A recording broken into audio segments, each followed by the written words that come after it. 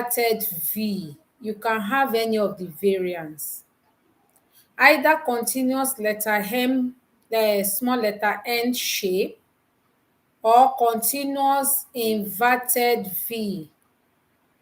You can actually have any of the variants. Okay. Please, can you see my screen? I think yes. If you could see my screen, this is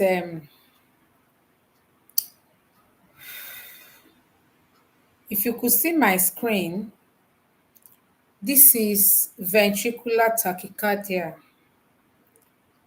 as we were seeing it before. This is a variance. You can see this variance looking like continuous inverted V. Like you write V, you invert it, you write V, you invert it, you write V, you invert it. That's how it looks like. It's another variance. There is a variance I was showing us before. See this one now. Looks like you write, you know, you write N, you invert N and U, N and U, N and U, N and U. This is happening because the QRS is bizarre, acting so wide. That is why you're having. Now, I told us these are QRS problem, ventricular problem. The three problem for atria is atrial flutter, atrial fibrillation, supraventricular tachycardia for our level. Those are the three problems for the atrium. For the ventricles, because these are ventricular problem, did you see any QRS here? No. The QRS has swallowed up, the wideness of the QRS has swallowed up the P wave. And that's why you are seeing series of shape like this. You know, this is looking like inverted N, normal small u, inverted N, normal small u. That's why I fill this up with series of variants that they can give you. So if it's looking like continuous small, oh my God. If it's looking like continuous small N, if it's looking like continuous small N, if it's looking like inverted V like this, like you invert V, like you invert V and you turn it again, and if it's looking like this, it's just because the QRS is in trouble.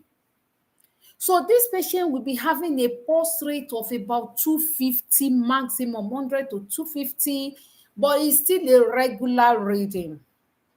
It will shock you because the number of R to R, you know, is the R that is now very wide.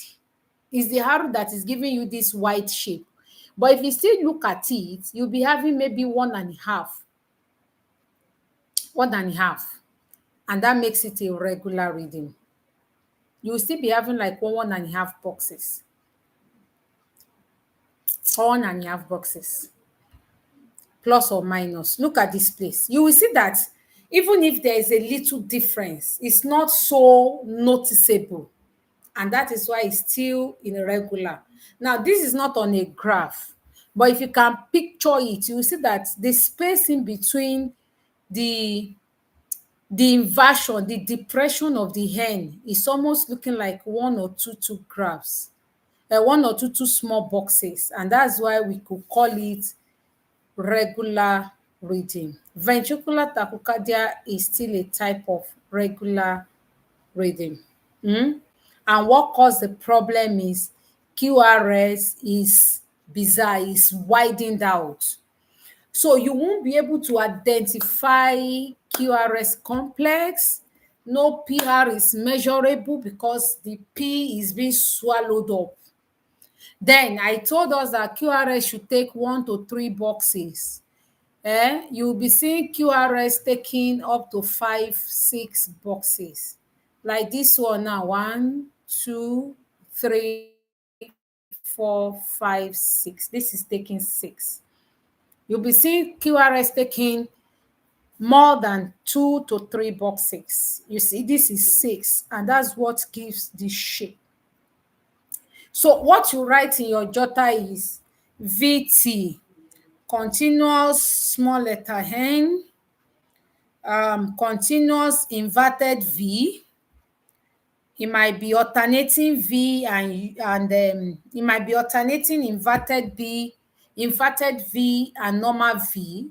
You know, it's just scatter like that. But for the polymorphic, it does not have a consistent shape. Just like you are seeing it here, polymorphic does not do what? It does not have a consistent shape, and that's why it is called polymorphic. I hope you can recognize ventricular tachycardia now. Now, if your strip say your patient has ventricular tachycardia, this is real NCLEX exam. I did it, and somebody did it. Nurse Hannah did it October 31. When you see ventricular tachycardia, they give you the strip. You could recognize this is ventricular tachycardia. The first thing, maybe the answer was the first thing. The question on NCLEX computer is what's the first thing to be done? The first thing to be done is to ask the patient for a pulse, assess for a pulse. Don't be carried away with, the fact that you have seen ventricular tachycardia, you have read a lot of literature that is close to fibrillation. If patient is not attended to immediately and you want to bring cardioversion, no, don't be carried away. Don't forget I told you this is an exam of calmness. They want to see that thing you have in your head. How can you translate it to skill while you're on paper? You have it in your head, they know. But how can you bring that knowledge to translate it to a skill, but on paper? That's just what this exam is testing. And that's why, if it's ordinary content, in 1 month, you can lock up yourself. Some people are as good as that, and they should do it. But it's not content. It's not, it's not about you dropping the knowledge. It's about you being able to maneuver your knowledge to bring something out. I don't know if you get that. So if you see that question, don't be carried away. The first thing is to assess the patient pulse. Why you're assessing pulse is because that will determine your next action. If a patient has pulse and is stable, like it's not complaining that I'm feeling dizzy, I'm dying, I'm palpitation, and he has a pulse, you just give the patient IV amiodarone, antiarrhythmic agents. But if it does not have a pulse, you go and defibrillate. Another word for defibrillation is unsynchronized cardioversion. Is the same thing. If they use any of the two words, they are actually saying the same thing. Unsynchronized cardioversion. Okay, you see the reason why you should assess for a pulse first, because that will determine the next phase of action for our level. Okay, sometimes the patient has a pulse and is still not stable. You do synchronized cardioversion. Please don't make mistake to go and defibrillate somebody that has pulse above 40. If a patient pulse is above 40, yeah, above 40, I think some literature say above 50, 45. If a patient has pulse above 40, 45, don't pick the option that defibrillates. If you need to use defibrillator, it has to be unsynchronized. It has to be synchronized cardioversion. Synchronized means it is planned, and you just don't want to release the energy at anyhow phase of the circle. You want it to be released at the R phase. Okay, so that is about ventricular tachycardia. This is a form of ventricular tachycardia. I show us two type, polymorphic, monomorphic. So when you hear tossed the point, it's a type of polymorphic ventricular tachycardia.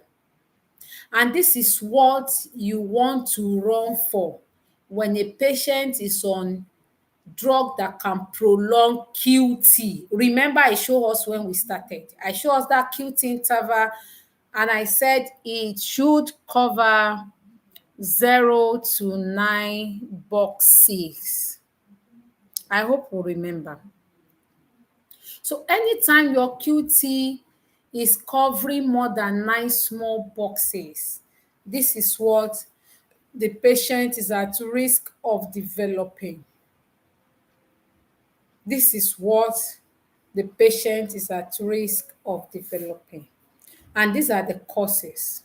Can be caused by drug, and that these are the list of drugs. The antiarrhythmics, the antibiotics, I mentioned this too the other time. I mentioned antipsychotic, I mentioned antidepressant, I didn't mention antiemetics and antifungal. You see, it's even A, B, C, D, E, F. Antiarrhythmic, antibiotics, antipsychotic, antidepressant, antiemetics, antifungal.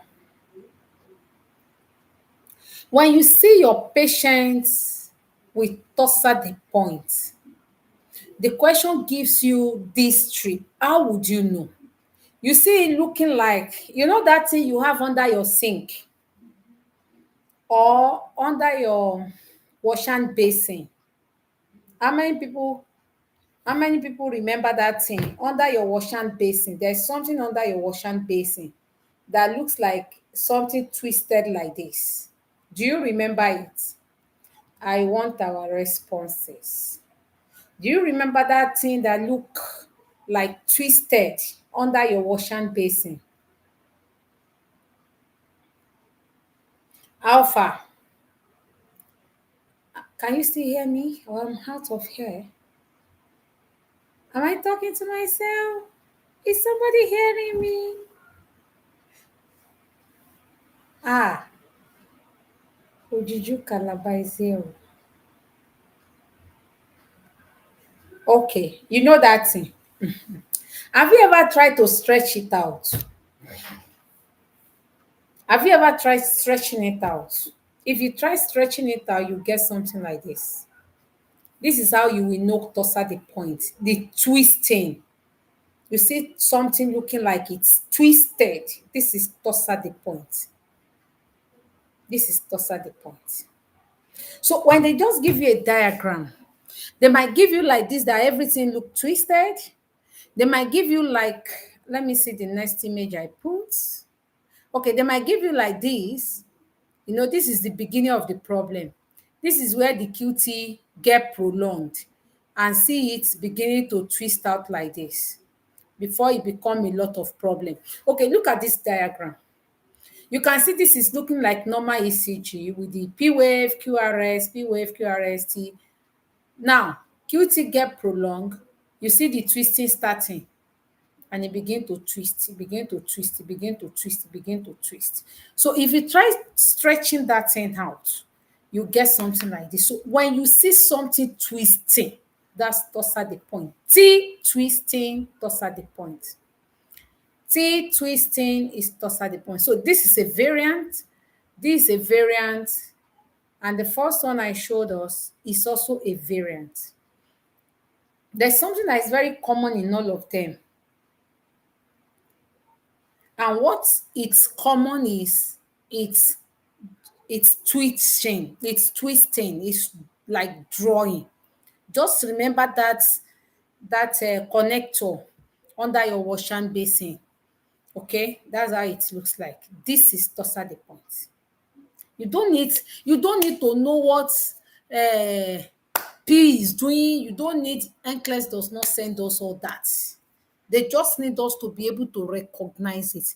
And most of the time, when you see question on tossa the point, maybe they want to ask you what cause it.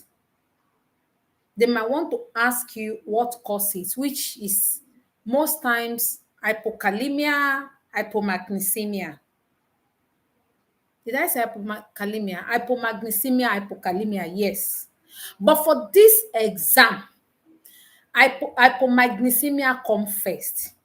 You know, I told us that in U wave, when you see U wave appearing in any ECG graph, think of potassium. U wave, think of potassium. To set the point, think of magnesium.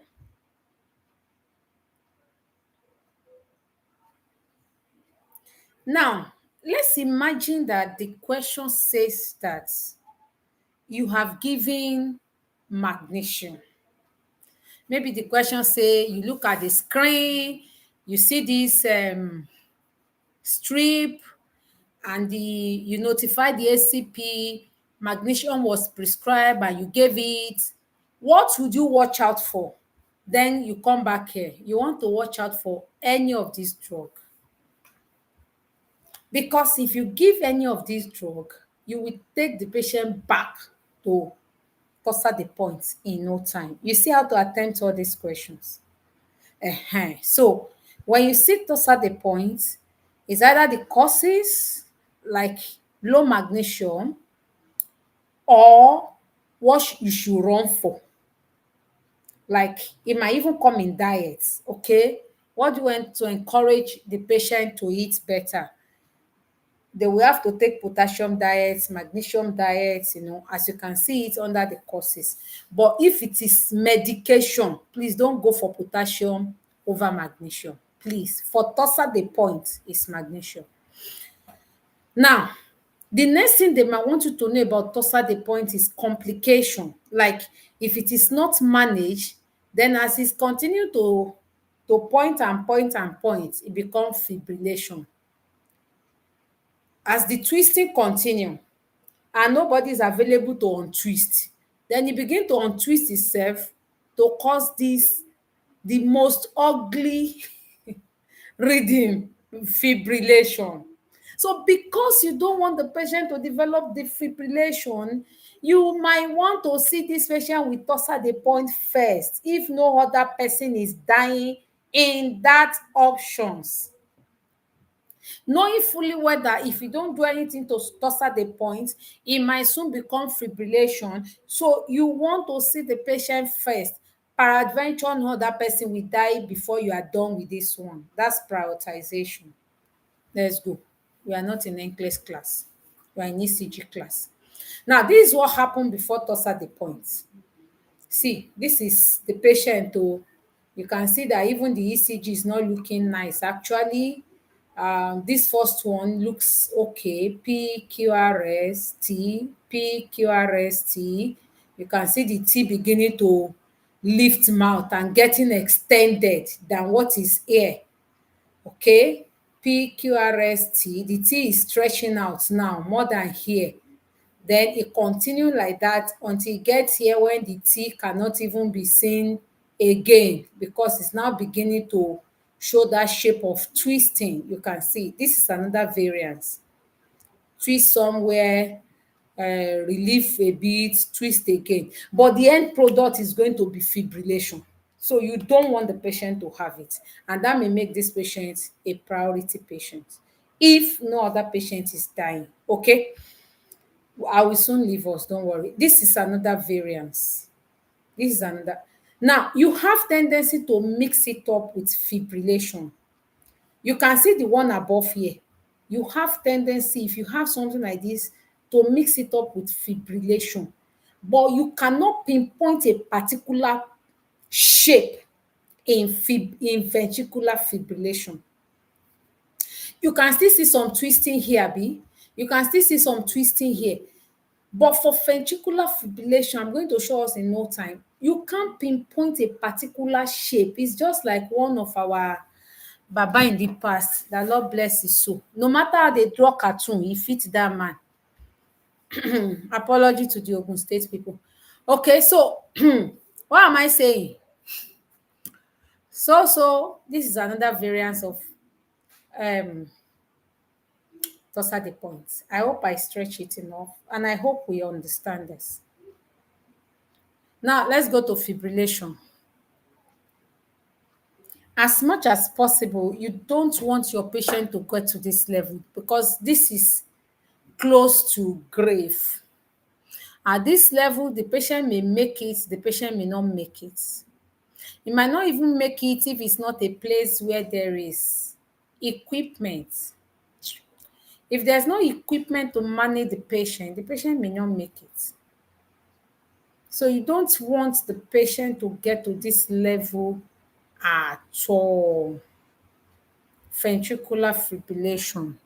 What happened here, we say in arterial fibrillation, the atrias, the P wave are quivering. Here, the QRS is quivering. Here, we say ventricular is QRS. The QRS is quivering. Why P wave is quivering, you could still see the the QRS. However, now that the QRS is quivering, eh, you won't even see the P wave. Now that the QRS is quivering, you won't even see what? The P wave. And don't forget, QRS T is controlled by what? The ventricles. So only the P is what the two atrium have. Okay? So now that there's quivering in the ventricle, you will not see P at all. These are the causes. I'm not dwelling here. And for the symptoms, no breathing, no pulse. When you put patient on ECG, you will not see something that makes sense. You will soon see the diagram now. When you put the patient on ECG, you won't see anything that makes sense. Now, tell me, how does this look like towards the point? Do you see any twisting here? There are variants of it you could see. There are a lot of variants. You can see it doesn't make any sense. No P wave, no QRS, no T wave, no PR. This is a serious emergency. This is another variant. It's just jaga jaga like that. This is another variance. You see, variances of FIV. This is just coming from towards the point. This is just coming from towards the point. That's why you could still see this few that look like twisting. These are other variances of FIV. But you would not, if you look at towards the point, it's still in a way organized. Look at it. Look at towards the point, you can still see some organization. I don't know if you understand. I'm just trying to let us see how to distinguish all this. This towards the point. You can still see a kind of coordinated, organized heart activity. This is towards the point. This is towards the point. You can still see, we can say it's continuous this, it's continuous that. But for VV, you can't make a decision. That's how to know it. It's just jaga jaga. That's how to know it. I hope we get that. I hope we get that. So when your patient have VV, what do you want to do first? You want to defibrillate. If there's no fibrillation, the defibrillator, you want to continue high quality CPR. You keep doing the CPR until they bring defibrillator. But if the two options are together, defibrillator and CPR, please, is defibrillator. If you attach a defibrillator, I don't know how many of us have used defibrillator before, but if you attach, it might tell you that you want to shock or no shock is advised. If no shock is advised, just remove your defibrillator and start quality CPR. That is the management for a FIV, ventricular fibrillation. Okay? There are other drug that can be used to manage it, but for the initial management, you start with defibrillation. If there's no defibrillator, you do CPR. You attach defibrillator and it's saying no shock advice, just start high quality CPR. I hope this makes sense. Let's go to asystole. This is the easiest to recognize. Then supraventricular tachycardia. You see this one is just flat line. It's like the patient is dead. This one is like the patient is dead because no P wave, no QRS, no T wave, nothing is jaga jaga, nothing is just, you can see the flat line. This is asystole. This is asystole. You can see nothing is rising. Do you see? This is asystole, flat line. It is called flat line. Now, when you see this type of patient, asystole, and you see ventricular fibrillation, who will you go for first? Asystole, ventricular fibrillation, priority. Who will you see first?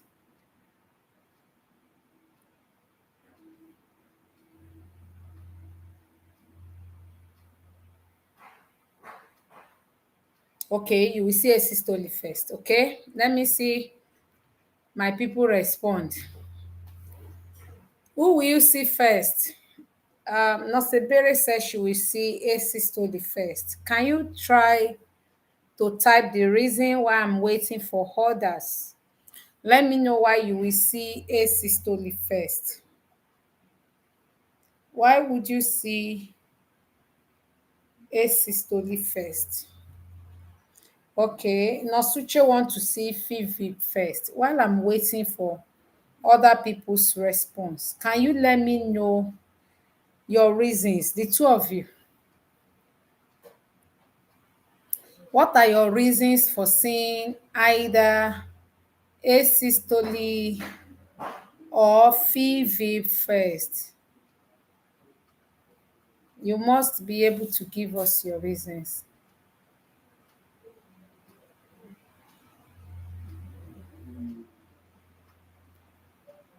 Okay.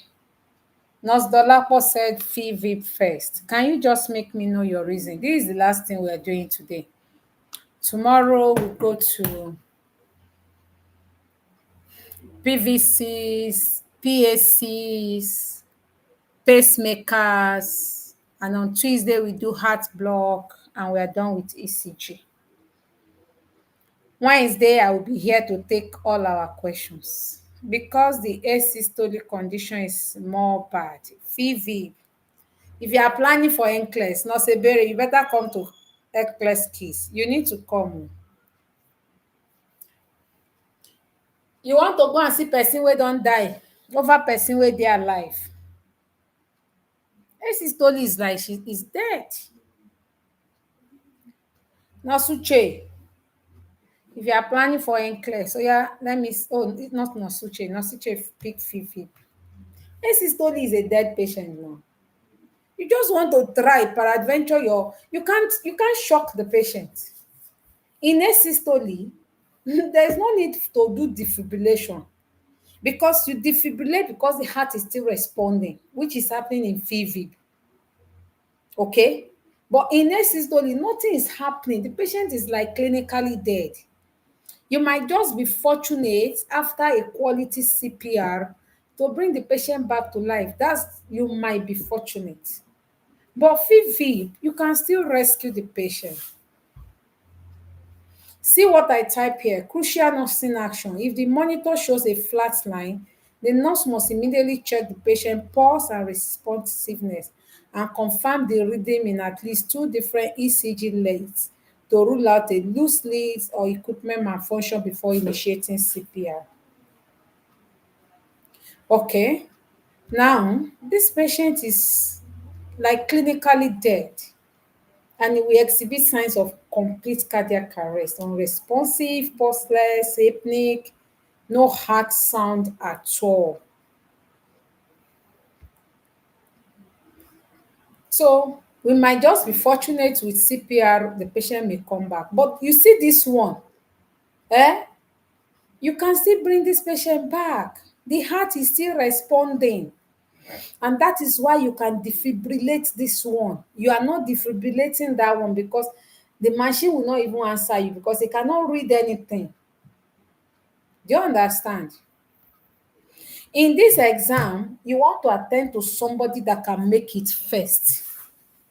You want to attend to somebody that can make it first. You can imagine wasting your energy on somebody that cannot make it.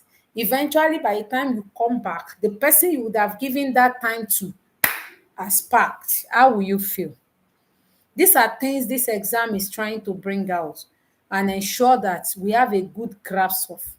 So let me say this absolute statement. In any circumstance, FIVIP takes priority. In all these readings, in any circumstance, even over third degree heart failure, heart block, FIVIP take priority. But please look at your question. There's no one hard and fast rule to answer this exam, NCLEX question. Sorry, I'm going back to NCLEX because we teach NCLEX here. There's no hard and fast rule to answer this exam. Look at your question very well. But on an average, FIV, ventricular fibrillation, take priority over all of them. So for asystole, you just want to do CPR and to give epinephrine. Peradventure, the heart comes back to life. You can now give other drugs. This is where I want to stop tonight. Did we learn anything new? Even though the sound disturbed us, I sincerely apologize for that. Did we learn anything new? Let me hear our feedback. Thank you, Nosebiri. Did you learn anything new?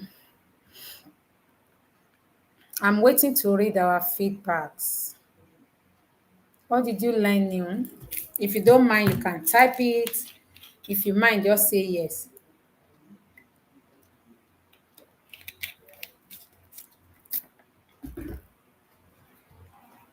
If you don't mind, you can type it. If you mind, just say yes.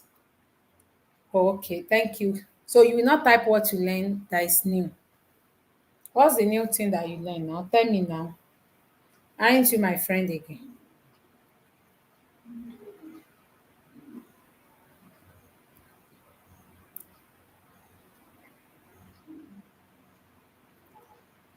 So I may be getting this on our WhatsApp page so that I will not delay us. But if you have a question, could you just type it? Let's see, so that we can attempt it. Or maybe you are doing your question bank, you have something you want me to talk about as far as ECG is concerned. This class is for ECG.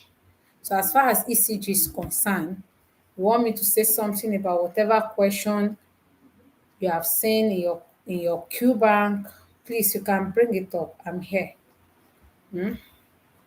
Let's see what we can say about it.